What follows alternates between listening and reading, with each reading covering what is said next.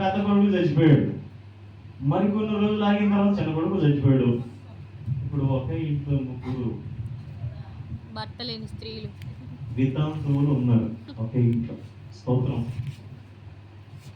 ఇక రోజు కూర్చొని ఆలోచన చేస్తుంది, అసలు ఏంటిరా మాకు ఈ దరిద్రం ఎందుకు వచ్చింది, మాకు ఈ శాపం ఏంటి, ఎందుకు వచ్చింది అని ఆలోచన చేస్తే ఒక ఆలోచన మైండ్కి ఏమొచ్చిందంటే,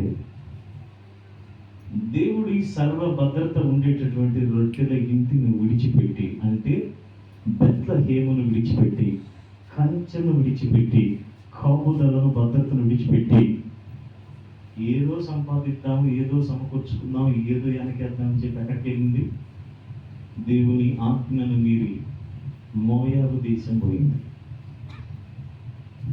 తీసుకొని వెళ్ళింది. ఏం తీసుకొని వెళ్ళింది? భర్తని పిల్లలు తీసుకొని వెళ్ళింది. పోగొట్టుకొని తిరిగి మళ్ళా వస్తుంది. అక్కడ వెళ్ళిపోయింది, అయిపోయిందా?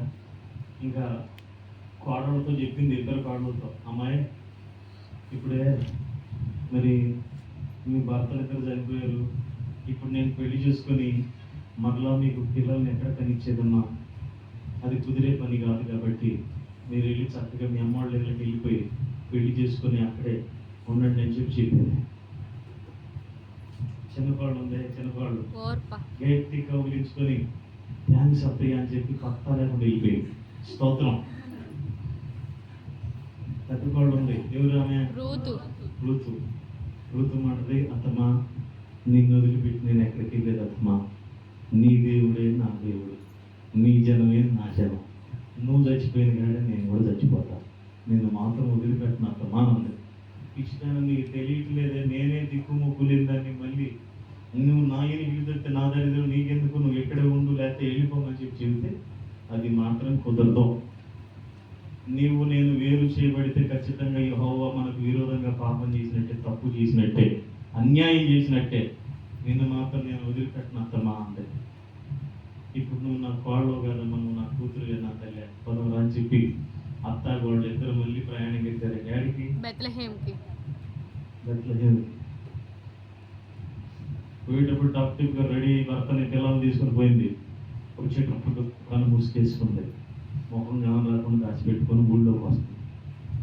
ఆ జనం వంగి వంగి వంగి వంగి, ఓ నయోమి నువ్వే కదా అంటే ఇటు తిరిగి, నన్ను నయోమి అనకండి, నేను నయోమిని కాదు, నేను మారాని. ఇప్పుడు నా పేరు మధురం కాదు, మారా. సొంత ఆలోచన తీసుకొని సొంత జ్ఞానం చేత దేవుణ్ణి ఆయన మాటను తృణీకరించి నేను వెళ్ళి నా ఇద్దరు కుమారులను నా భర్తను పోగొట్టుకున్నాను. యెహోవా నాకు గొప్ప కీడు చేశాడు, దేవుడు నాకు గొప్ప కీడు చేశాడు. ఇప్పుడు నన్ను మధుర అనొద్దు, నయోమి అనొద్దు, ఏమనండి? మారా. స్తోత్రం.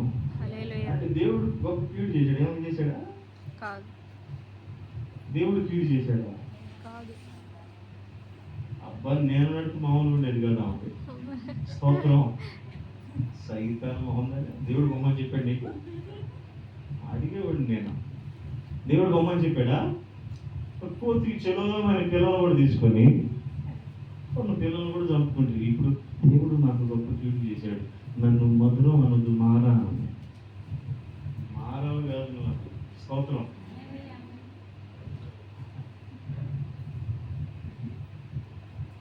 చేసింది చేసి నష్టం వచ్చాక, కీడు వచ్చాక, సమస్య వచ్చాక, ఇబ్బంది వచ్చాక ఇప్పుడు దేవుడు కీడు చేశాడంటారా?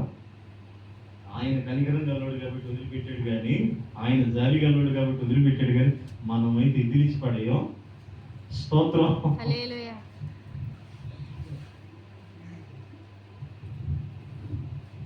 వచ్చేసిందండి చివరికి. ఎక్కడికి? మళ్ళా దేవుని పాదాల దగ్గరికి వచ్చి, బ్రతుకంత మారాగా మారిన వేళ బంధు జనులందరికీ, బ్రతుకంత మారాగా మారిన వేళ బంధు జనులందరికీ ఘోరమైపోయింది.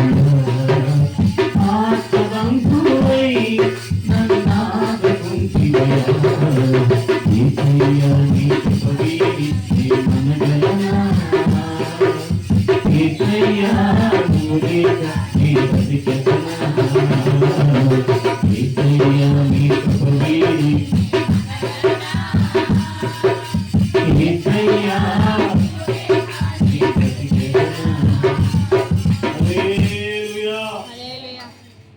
దేవునితో అంటుకట్టబడి ఉంటేనే ఆశీర్వాదము, దేవునితో అంటుకట్టబడి ఉంటేనే జీవము. దేవునికి దూరం అయిపోయి ఆ నయోమి కాదు, ఆ నయోమి స్టోరీ చదివితే మా జీవితాలు కూడా గుర్తొస్తాయి.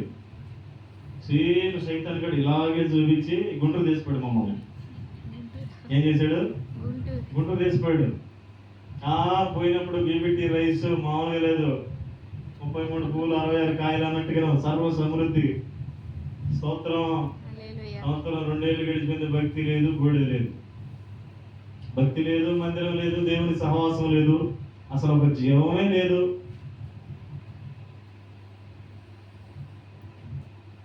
మెల్లిమెల్లిగా ఆర్థిక దారిద్ర్యత, కరువు, దుష్టుడు ఇక వాడు పని చేయడం ప్రారంభించి ఆరోగ్యపూర్వకంగా దాడి చేయటం, మొత్తం వరుసగా తీసుకొచ్చాం. అక్కడ నయోమి నేనే. స్తోత్రం. అక్కడ గుంటూరులో నయోమి నేనే. ద్రాక్ష వల్లిని నేను, తీగలు మీరు. ఎవడు నా యందు నిలిచి ఉంటాడో, నేను ఎవరి యందు నిలిచి ఉందునో వాడు బహుగా ఫలించును. నాకు వేరయుండి మీరేమీ చేయలేరు. యెహోవా ఆశీర్వాదం ఒకనికి ఐశ్వర్యం ఇచ్చును, నరుల కష్టము చేత అది ఎక్కువ కాదు. ఇంకంతే. స్తోత్రం. 365 రోజులు దేవుని చిత్తానికి నువ్వు దూరంగా ఉండి సంపాదించిన సంపాదన అంటారు లోపల సాయంత్రం మనం అనుకుంటున్న స్తోత్రం. 5 రోజులు సంపాదించినా దానికేనా? అవునా అమ్మా? 5 రోజులు సంపాదించిన దానికేనా? హల్లెలూయా. దేనికి? వస్త్రానికి లే. దేనికి? వస్త్రానికి. అది దేవునితో అంటుకట్టబడి ఉన్న వ్యక్తులు ఖచ్చితంగా ఆశీర్వదించబడతారు. నేను ఒట్టి మాటలు చెప్పలేదు. అబ్రహామును దేవుడు పిలిచాడు. అప్పటిదాకా లోకంతో అంటుకట్టబడి ఉన్నాడు అబ్రహాం. కానీ దేవుడు పిలిచినప్పుడు దేవుని పిలుపుకు లోబడాడు. ఎప్పుడైతే దేవునితో అంటుకట్టబడటం ప్రారంభించాడో దేవుడు ఆశీర్వదించటం, వెండి బంగారము విస్తారమైన పనివారు. 15వ అధ్యాయానికి వచ్చి కలిగే, అబ్రహమా నేను నీకు వేడమును నీ బహుమానమును అత్యధికం చేయబోతున్నాను. ఇది ఎవరు ఆశీర్వాదం అండి? యెహోవా దేవుడు. నిన్ను ఆశీర్వదించు వాడిని ఆశీర్వదిస్తాడు, నిన్ను దూషించు వాడి తాట వేస్తాను అన్నాడు. స్తోత్రం. హల్లెలూయా. అంటే ఇక నేను నిన్ను ఆశీర్వదించడం మొదలు పెడతాను, పద అన్నాడు. అంతే. అక్కడ బొమ్మలు అమ్ముకుంటూనే ఉండాలి. ఎవరు? అబ్రహాం వాళ్ళ అన్నయ్య, అబ్రహాం వాళ్ళ నాన్నోళ్ళు, వాళ్ళందరూ ఏం చేస్తున్నారు? బొమ్మల వ్యాపారం. బొమ్మలు అమ్ముకొని ఊరు తిరిగి బొమ్మలు అమ్ముకుంటూనే ఉంటారు. కానీ అబ్రహాం మాత్రం 318 మంది జీతగాళ్ళు కలిగినటువంటి అధికారి. స్తోత్రం. హల్లెలూయా. సర్వ సంపదలు ఆయన దగ్గర గుప్తమై ఉన్నవి.